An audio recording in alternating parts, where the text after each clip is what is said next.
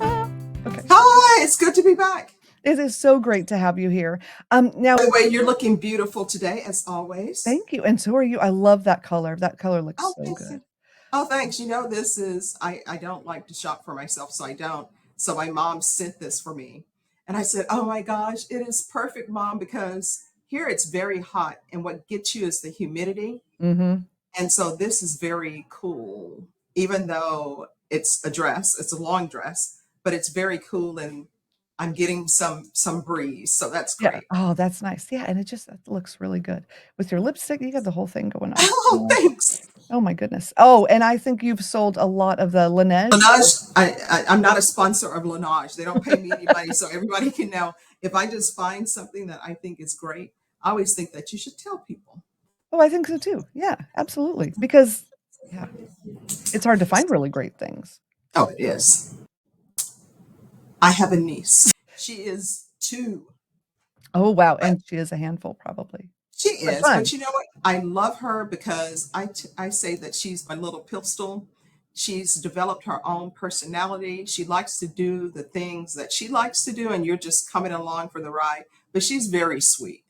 Oh, that's awesome. I love that. So right now, my mom is babysitting her because we Ooh, were like, daycare is not right for her.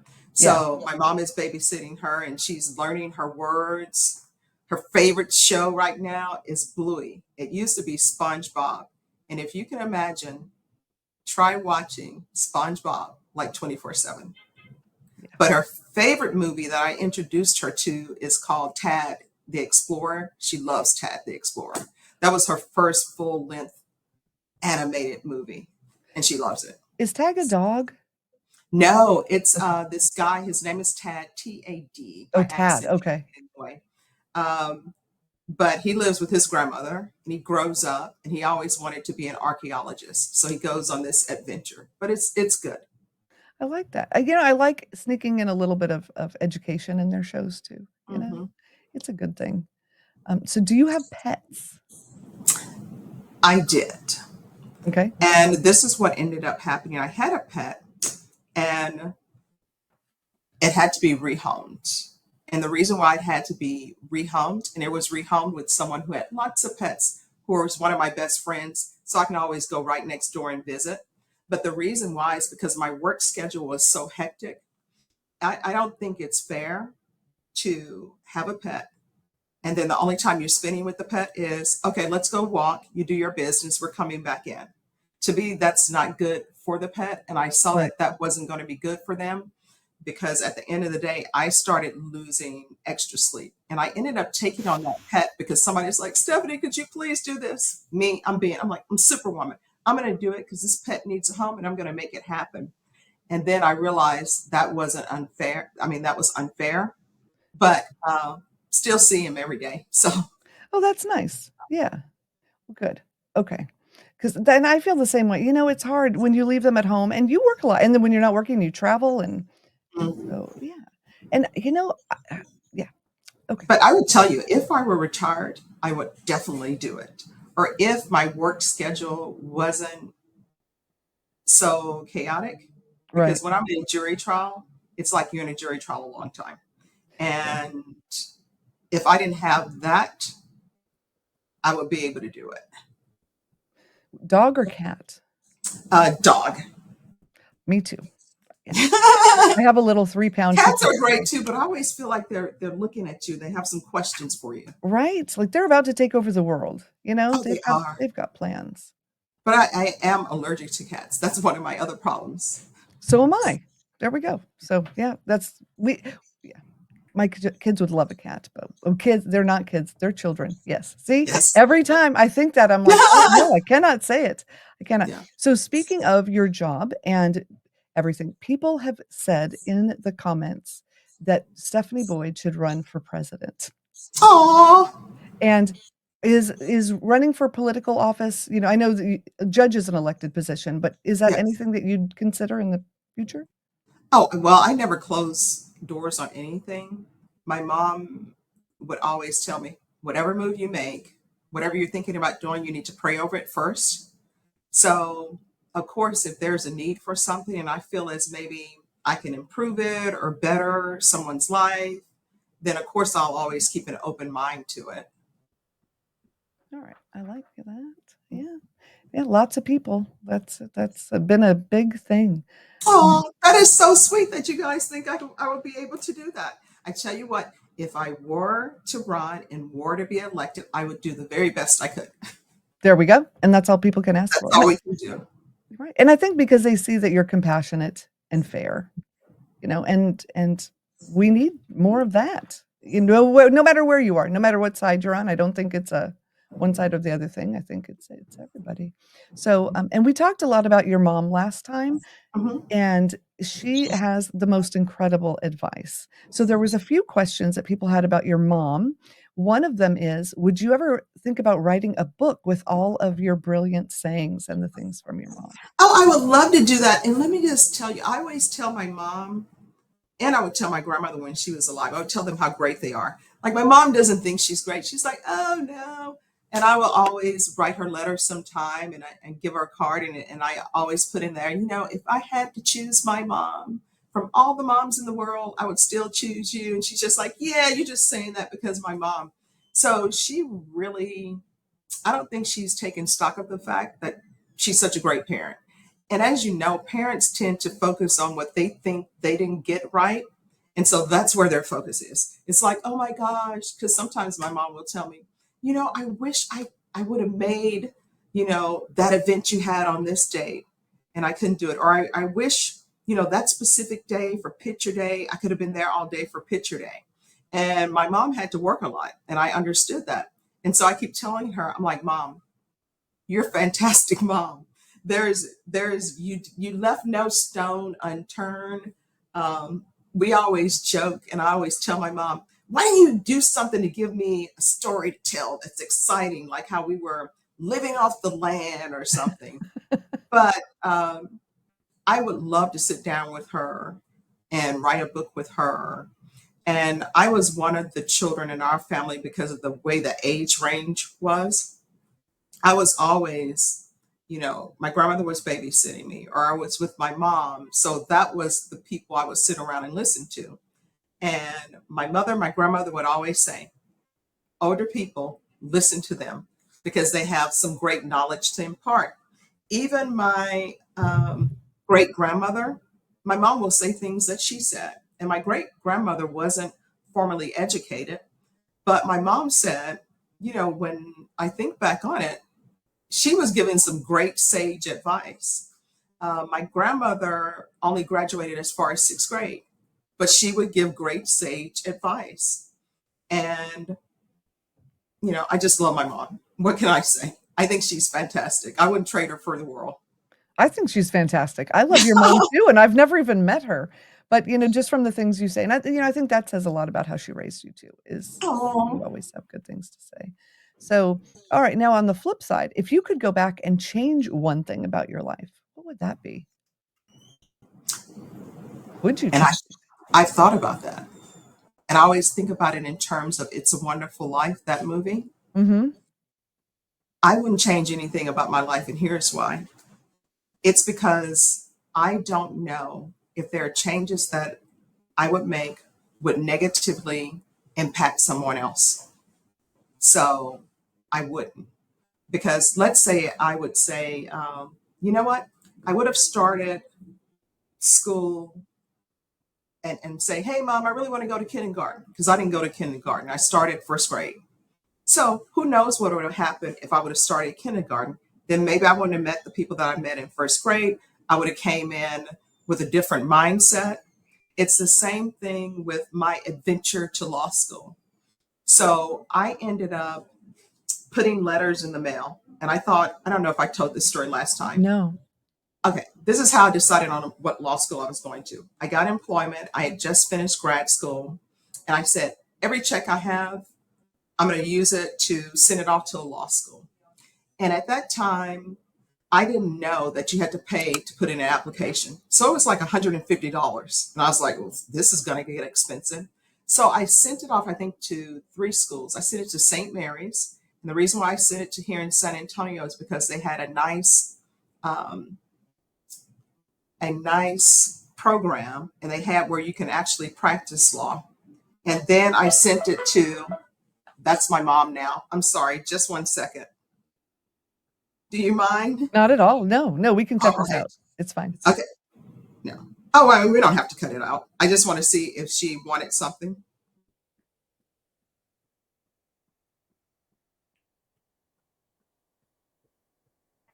Hey, Mom. Hey, I'm doing an interview with Jen Hardy. All right. Is everything okay? Okay. Okay. All right. Thanks, Mom. All right. We'll do. Bye-bye. All right. So anyway, what I did was I sent one to St. Mary's, I sent one to Pepperdine, and I sent one to Hawaii. And my mom said, hey, if you get accepted to Hawaii, you are not going to be able to come home on a regular basis because it's going to be too expensive. But me, I'm just like, I'm going to be in Hawaii. So what ends up happening is I was like, oh my gosh, this is a big decision, where I'm going to go. And my mom said, we're just going to pray over it. And whichever application comes back with an acceptance first, that's where you're going to go. So lo and behold, check the mailbox. And the one that came back first is St. Mary's.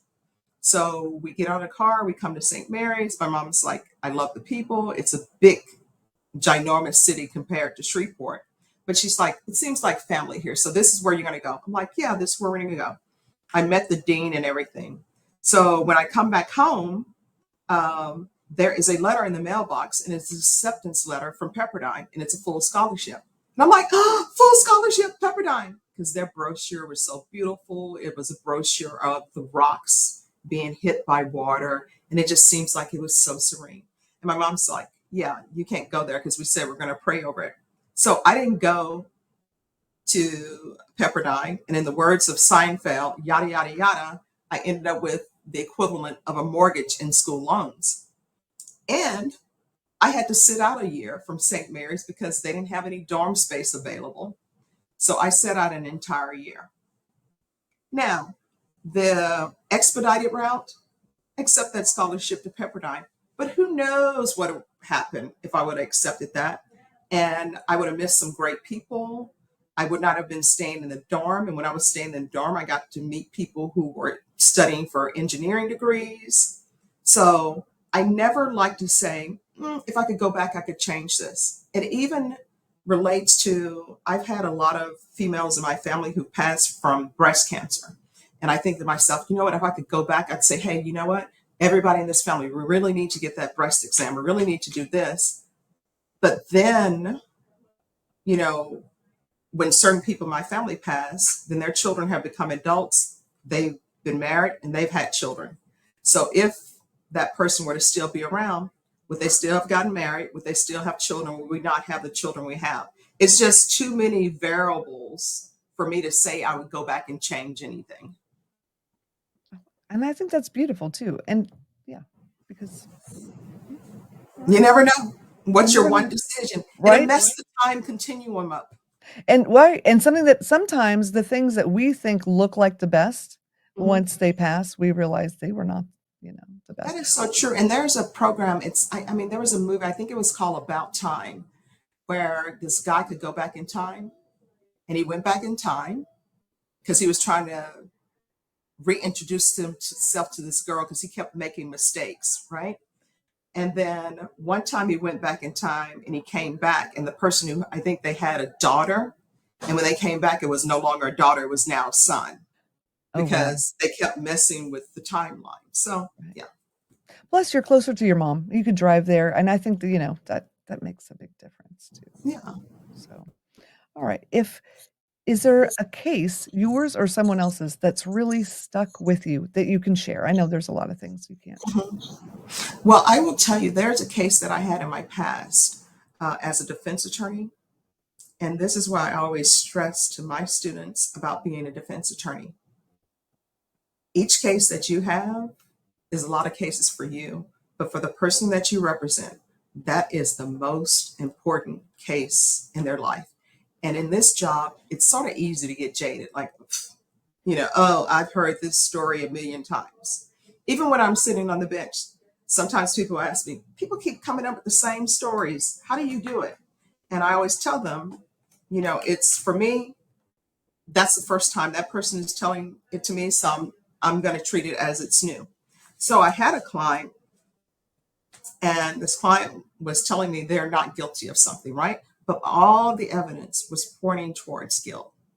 And so I had to take a real step back, because sometimes you're just like, this is what the evidence is. This is what it is.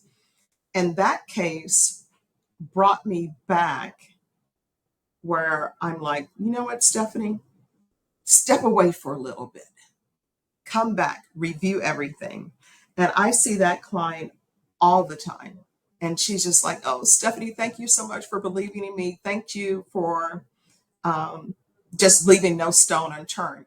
And I would always leave no stones unturned, but it's just that that case sticks out to me the most because the evidence against that person was piled so high. And it was a matter of wading through everything and leaving no stone unturned. And she's such a great person, and I see her all the time. That's great. And she was innocent. Yes. See, and that's so wonderful. Oh, see, and that's the rough thing about this job. People will always ask you, oh, when I was a defense attorney, how can you represent someone who did such a horrible thing? And I always have to remind remind the public, one, you don't know if they did it or not because you were not there. And if you were there, you should not be representing them. And two, think about your mom, your dad, your brother, your sister, whoever it is. Would you not want somebody to represent them? A lot of people are okay with, how dare you represent this person or that person, until it's somebody they love. And that's why I stress that everybody's a human being and should be treated as such. But it's hard. And the hardest thing is when you have a client and you 100% believe and say, this person is 100% innocent. That is so terrifying because your heart is just beating. And I've had 4 cases where my heart is just like, of course, my heart would beat all the time because I'm just like, oh. But still, those cases were devastating and devastating. They were found not guilty, but those cases were devastating because there was so much at stake. And, the family is putting all their hopes, their dreams on you, like, please do that, and I'm like, hey, I'm not on the jury, but I'm doing the best I can. But they're hard. So if somebody needs to come to court, maybe they're a defendant or something, do you have advice for people who don't know what they should be doing when they show up? Yes. Hi. Oh, I'm sorry. Just 1 second. I just need to sign a document.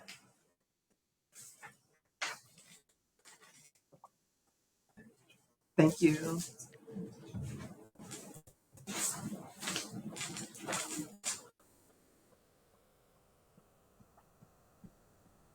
Thanks. And can you have Norman let him know his attorney come back tomorrow? Yes. Thank you. Oh, so here's my advice. Coming to court, oh my gosh, it is nerve-wracking. I know it's nerve-wracking for a defendant, but you're trying to put your best foot forward. Nobody's asking people who are accused or people who come to court. I'm not asking you, unless you're an attorney, I'm not asking you to come with a suit, a tie, and all of that, because some people just don't have a suit or a tie laying around. And I would always tell my clients, look, you can come in with a nice pair of jeans and a nice shirt. Just get you a white shirt. That's it. You don't even really need a tie, just a white shirt. And if you want to throw on a sports jacket just for extra, do that. But don't wear shirts that have writings on them. Don't come to court when you're charged with DWI with a shirt that says boozy night, which we've seen. Don't come to court with the marijuana leaf. Now is not the time for you to make a political statement or a statement on society. You just want to fade in. I would always tell my clients, one of the worst things for you is if a judge sort of remembers you, because sometimes they're remembering you because there's some crazy things that have happened in regards to you, or you've done some crazy things. You just want to be nondescript. You just want to come in, be pleasant, no gum chewing, make sure your phones are off, no flip-flops, no shorts, ladies, no low-cut blouses. I actually had a client once who came from a nightclub, straight from the nightclub to court, stayed up all night at the nightclub and came in. And I was like, you're not dressed appropriately. You got to run down to the Goodwill. You got to put on a jacket because the judge is going to be very angry. And so that's the number one rule. And people, don't bring your children to court. Because I know I've been for different things, not horrible thing, but just, and you want to talk, you want to say your case, but really you should not as a defendant, right? Unless you're asked to speak. Unless you're asked to speak, and you should always ask your attorney. And then when your attorney is asking you questions, or even when the judge is asking you questions, only answer what's being asked. Because a lot of times in my court, I'll ask a specific question, and then somebody will go off on tangents, and I go off on the tangent with them because I've just discovered something that I didn't know. For example, today we had someone who has access to a vehicle, and they're not supposed to. And so people are like, oh, we didn't know that, So listen to those questions. Oh, and number one, always be on time. When we were in law school and we were brand new attorneys, our mentors would always tell us, you necessarily don't have to be on time unless it's a jury trial, but your client needs to be on time. If court starts at 9 a.m., you'd be outside at 8:30, and court does not take place in the hallway. And if you're not there at 9, you're late. And I always have to remind people of that. And I know people are like, oh, why is the judge being so hard on me about 9 o'clock? To me, these are like building blocks that maybe people were not taught. Because I always taught that when you're late for an appointment, if it's not an emergency, I'm in a car accident, that's why I was late. I'm in the hospital, that's why I'm late. Then you're telling that person that, guess what? My time is more valuable than yours, and I didn't need to show up on time. So you're welcome. So I always taught you need to be on time. And when you're going to say you're going to be someplace at a specific time, then you need to be there at that specific time. My husband's military, and if you're on time, you're late. You're late, yeah. So yeah, don't do that. Definitely be there early. Okay, so I have a few questions from other people. Sure. And so I'll tell you. So they're all people who are on YouTube who watch you and everything. So the first one, it's his interesting name. He is Jonathan from Drunk Beaver Productions, which sounds okay. He is so articulate. He sent me the most articulate thing. Hello, Jen. It's Jonathan from Drunk Beaver Productions. Thank you for the opportunity to participate in this interview, and thank you to Judge Boyd for the time today. It's an honor to get to interact with you. My question is, Judge Boyd, what was the driving factor in your decision to pursue a career in the justice system? Okay, so believe it or not. So when my grandmother would babysit me, I was probably the only 4-year-old who watched Perry Mason. I watched Perry Mason. I love what Perry Mason did. I'm like, this will be a great thing. And I've always wanted to be an attorney. And I never deviated from that. Even when I was going to graduate school, it was like, I probably need a business degree because I'm going to be an attorney and I'm going to be on my own. And I need to know how all of the financial things work. So I always wanted to be an attorney. And I always wanted to practice criminal law. And when I went to law school and got a chance to see the civil side of things, and then when I would walk around the court, even after I graduated from law school and got my license, in my spare time, I would just sit in courtrooms and see how things were run. And I always knew civil wasn't my passion. And my mom always said to me, Stephanie, if you're going to find an occupation that you can make a living at and that you're passionate about and you enjoy it, it really won't be work. And in the lean years, you'll still be able to struggle through it and it'll be fine because you enjoy it. And so that's why I chose criminal law. Oh, and just as a side note, the other thing that people should know about courtrooms, they're open to the public. So always, when you want to know who your judges are, pack a lunch, go downtown, wherever it may be, and you can just sit in the courtroom and watch trials. It doesn't have to be a famous trial. It doesn't have to be the Johnny Depp trial or whatever. And you can just see what happens day to day in your courts. The only things I suggest you not do is CPS court, which is the child protective courts, and the juvenile courts. But all of the adult courts, just walk in there, see what's going on. Civil side, somebody's having a car suitcase. Go over there, see how it is. Well, and it makes so much sense because if I was going to go into your courtroom and talk about the mistakes that I had made with my kids, right? Mhm. I would Yeah. know right off the bat, those are not words that I should say if I Yeah, there spent you any go. time in your court, right? So I think that's brilliant advice. What's going on? This is Colin. Judge Boyd, good to see you. As a judge, do you ever get frustrated with attorneys that want to come off the bench and help the client yourself? Let me know.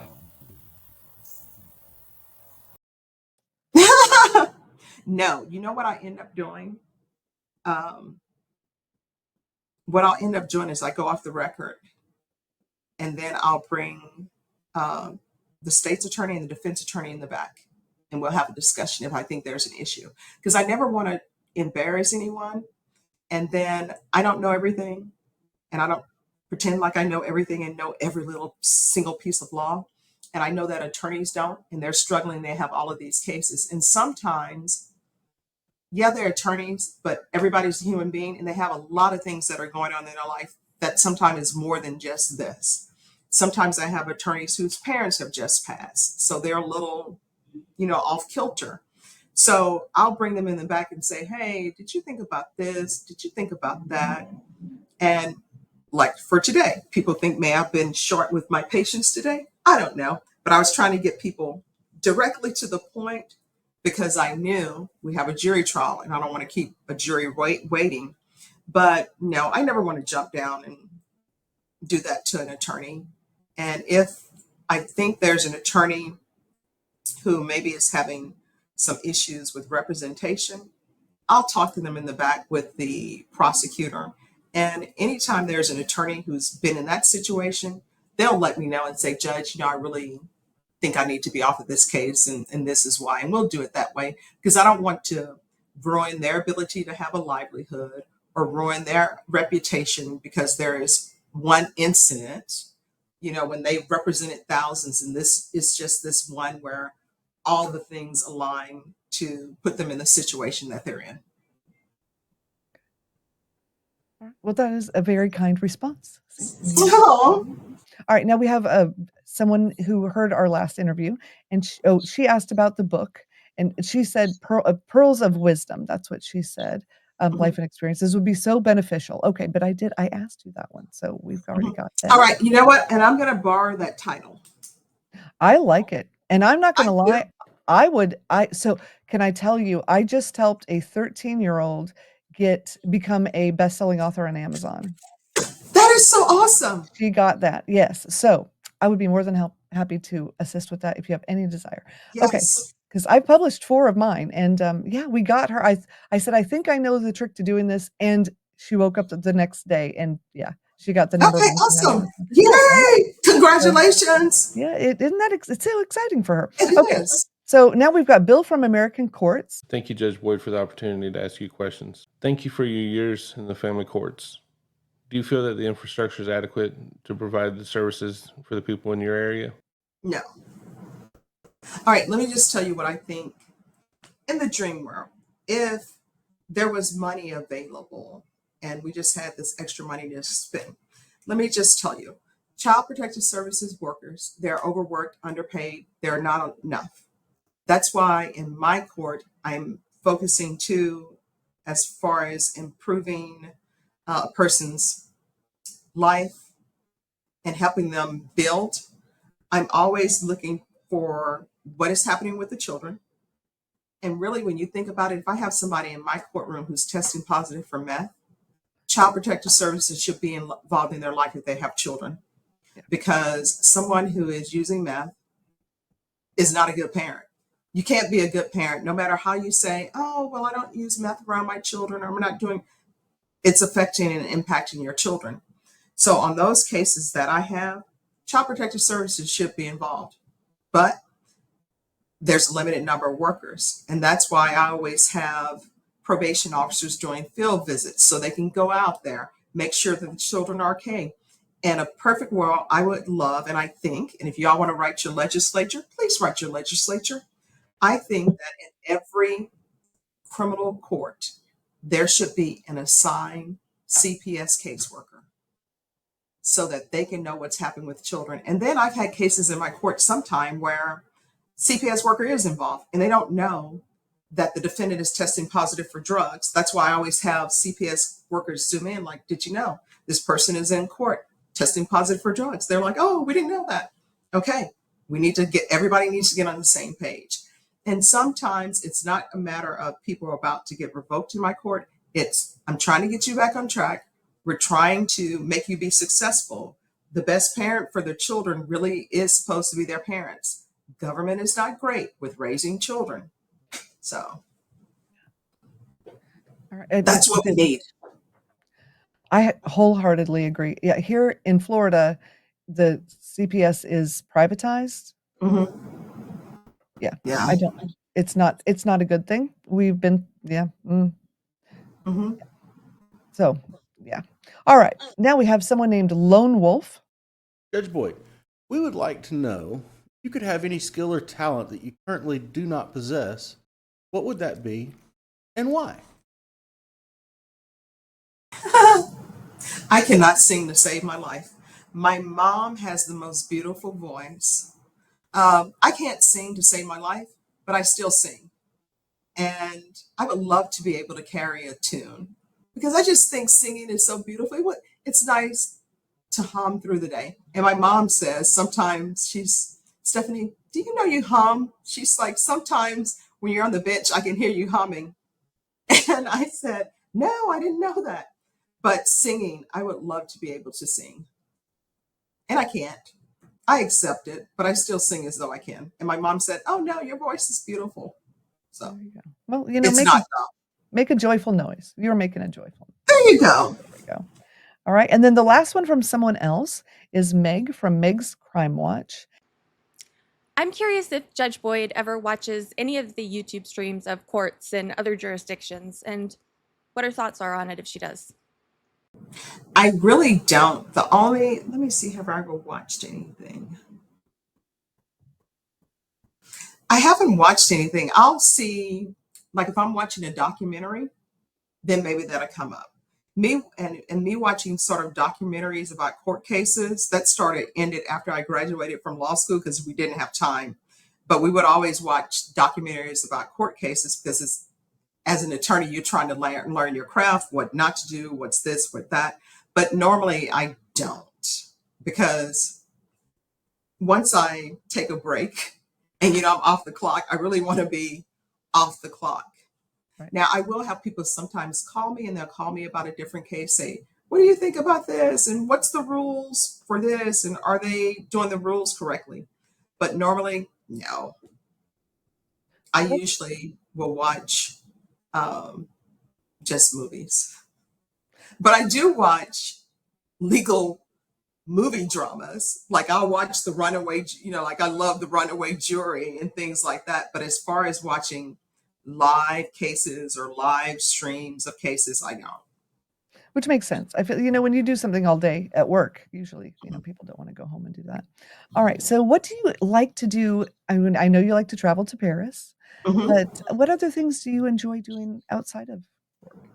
All right. So I haven't been able to do it because I've been out of my house since August because I had a flood at the home. Are you still out of the house? I was going to ask you about that. I'm still out. But I love reading. I love gardening. And actually, when I get back in my home, I'm going to start my little vegetable garden. And now I'm just like enamored with my niece. I try to get home as much as possible to see her. And I do have travel plans that I'm getting in place for my mom so we can go to Italy together. But yeah, traveling, I love traveling. And at first, I didn't travel at all. I didn't take time off from work. But my friend who has since passed, he said, Stephanie, if something were to happen to you tomorrow, he's like, you know what would happen? Okay, I'm thinking, hey, what? You're shutting down the city. You're doing this. Everybody's in tears. And they're like, how can we go on? And he's like, everybody's going to say, and this is when I was a defense attorney, he's like, I'm going to be sad.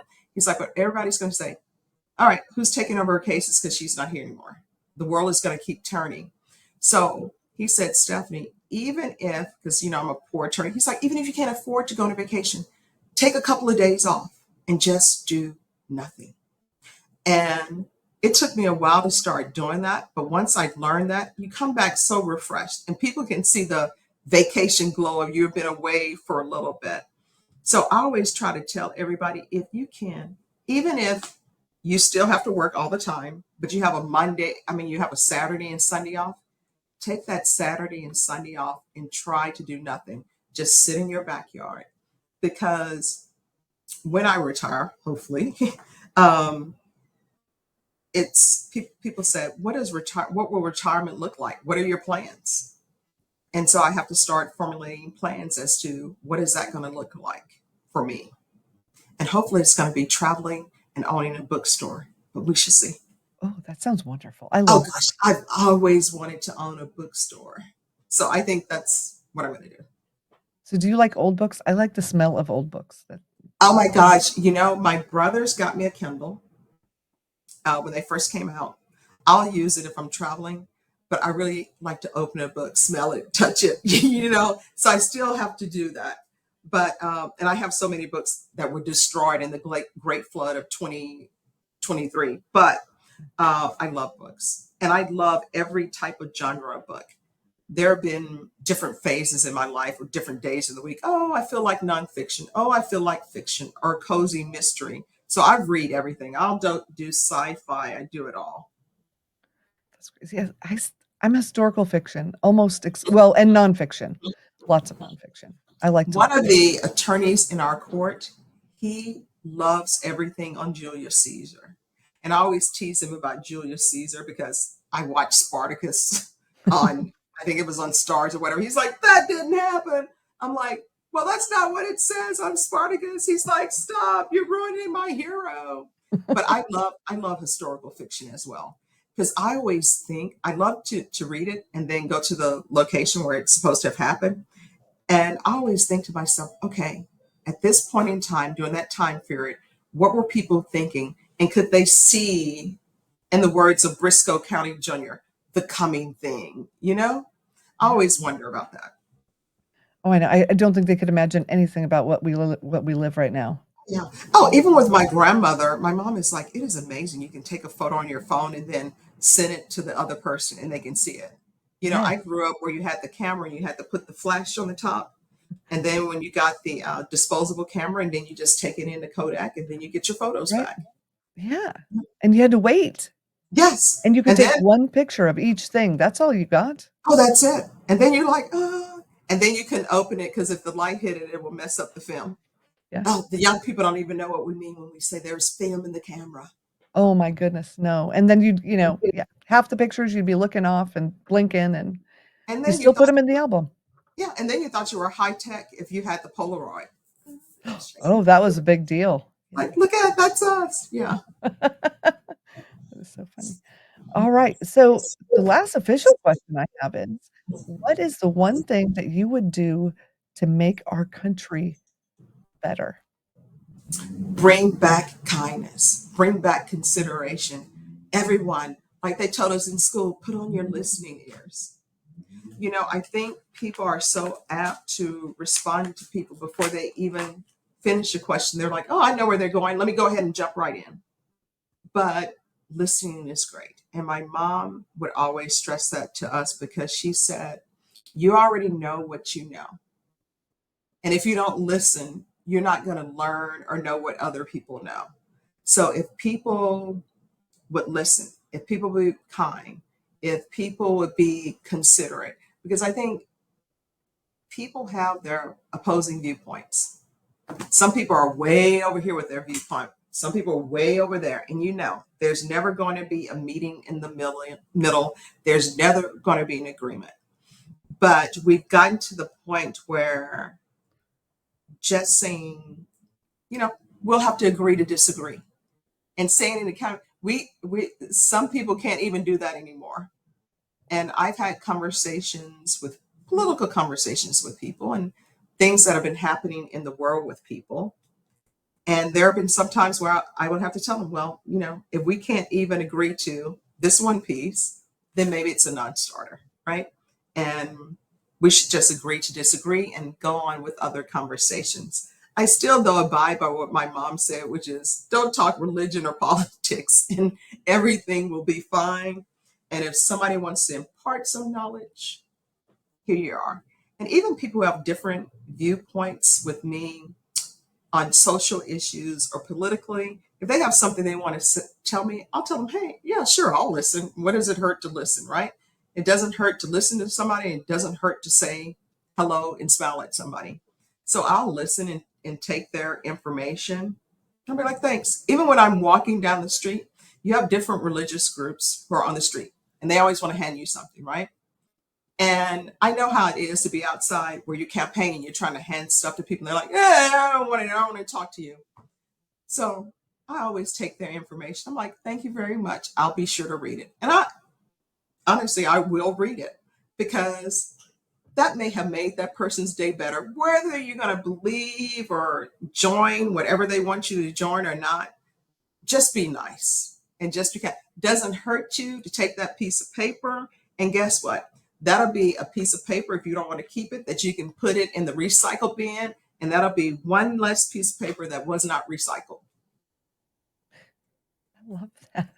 Yeah. I think that's right. And we're actually, my daughter and I are designing a flag. It's the human Mhm. flag, because I Yes. want to fly the human flag, because everyone can get behind that, Yes, It's I not think so. one party or one religion. It's just humanity. I think we need Mhm. to just remember that we're all part of that one group. Yeah. And then honestly, people need to start asking themselves when they're making comments and when they're doing things, is this something that you would want to be known for the rest of your life?